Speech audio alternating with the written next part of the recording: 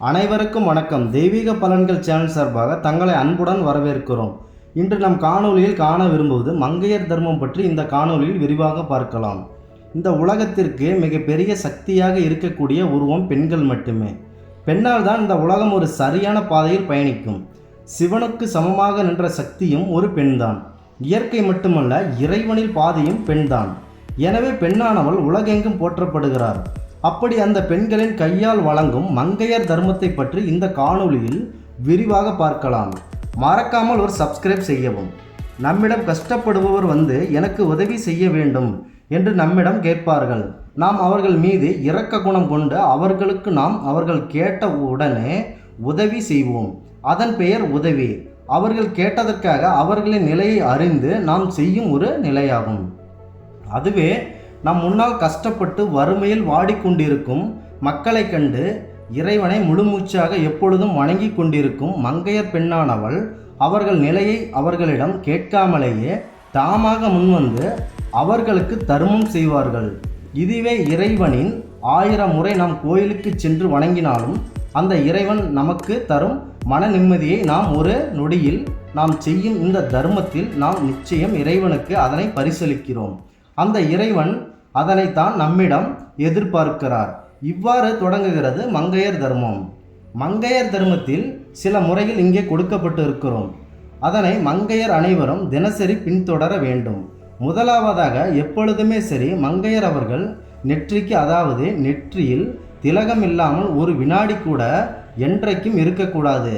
எப்பொழுதுமே வெற்றிக்கு திலகம் வைத்திருக்க வேண்டும். அடுத்து இரண்டாவதாக 2 கைகளாலும் தலையை எப்பொழுதுமே சொரியக்கூடாது. இது போன்ற காரியங்களை அவசியம் தவிர்த்திட வேண்டும். மேலும் மங்கையர் பெண்கள் எப்பொழுதுமே சரி பூசணிக்காயை திஷ்டி சுற்றி உடைக்கக்கூடாது. இது மங்கையர் தர்மத்தில் பின்தொடரக்கூடிய ஒன்று.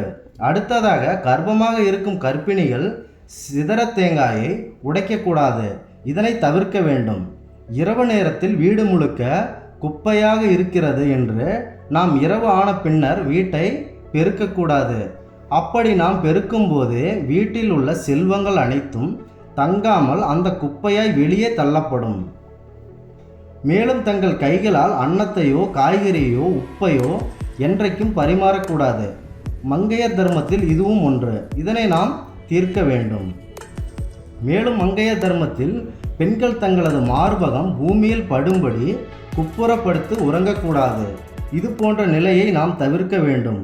மேலும் உங்கள் கணவரின் விருப்பப்படி அவர் உத்தரவின் பேரில் ஏதாவது தான தர்மம் விரதம் போன்றவை நீங்கள் உங்களை இருக்கச் சொன்னால் அதனை முறையாக பின்பற்ற வேண்டும். கணவரை தான் மனதார நேசிக்க வேண்டும். இதுவும் மங்கையர் தர்மத்தில் மிகவும் ஒன்று. மேலும் அதிகாலையில் சீக்கிரம் எழுந்து வாசலுக்கு சாணம் தெளித்து அழகிய மாக்கோலம் போன்றவற்றை போட வேண்டும். இறைவனை மனதார வணங்க வேண்டும். அடுத்ததாக கர்ப்பமாக இருக்கும் கர்ப்பிணிகள் கிரகண காலங்களில் அவ்வப்போது ஏற்படும் அந்த கிரகண காலங்களில் அரிவாள் மனை போன்றவற்றை எக்காரணம் கொண்டும் பயன்படுத்தக்கூடாது. துணி தைக்கவும் கூடாது.